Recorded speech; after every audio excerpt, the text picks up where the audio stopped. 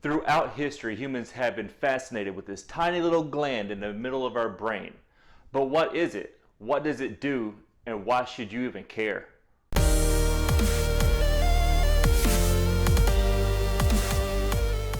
Hey guys, welcome to another episode of Killing It with Kris Davis, a channel of insights and motivation to help you live a life of excellence. If that sounds like something you're into, go ahead and hit the subscribe button and the bell, and let's go ahead and dive right in. I'm really excited for today's topic because today we get to dive into the pineal gland, or the third eye, or the third eye chakra.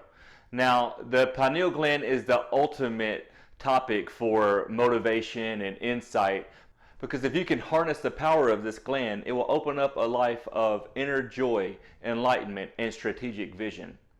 I'm actually going to break up this topic into a couple of different videos because there's just so much to cover. And if I was to try to cover it all at once, this video would be long AF. But as always, let's start at the beginning, which is what is the pineal gland? The pineal gland is a small pine cone shaped gland in the middle of your brain that emits serotonin and melatonin, which regulates the sleeping and waking cycles. It also emits a substance called DMT, dimethyltryptamine, which is the most powerful psychedelic that we know of, and we create it in our own brains.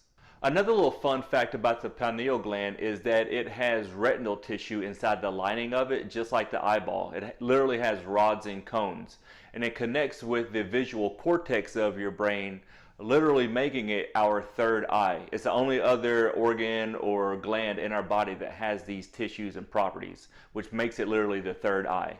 So basically that is the science behind it, which I felt was important because the rest of this video is going to be some trippy shit.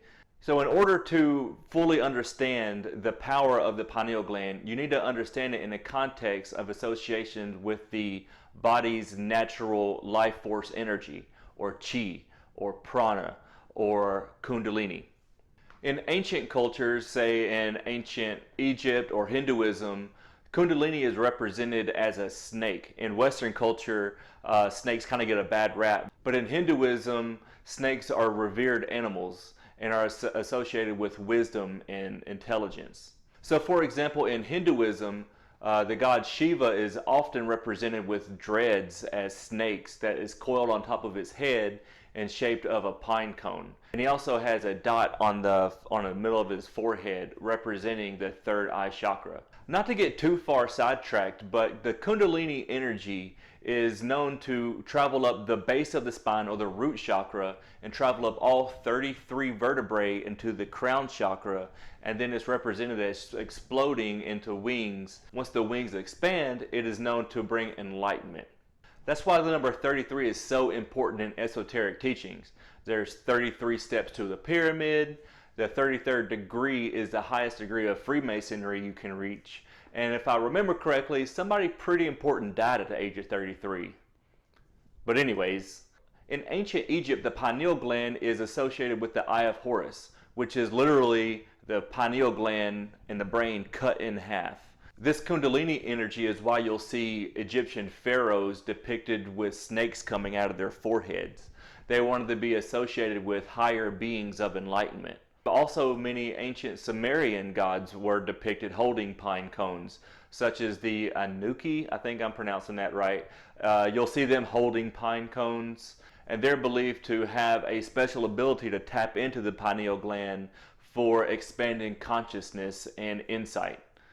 Cambodian temples have pine cones all around them. You'll also notice that any statue of the Buddha will have pine cones on it as well.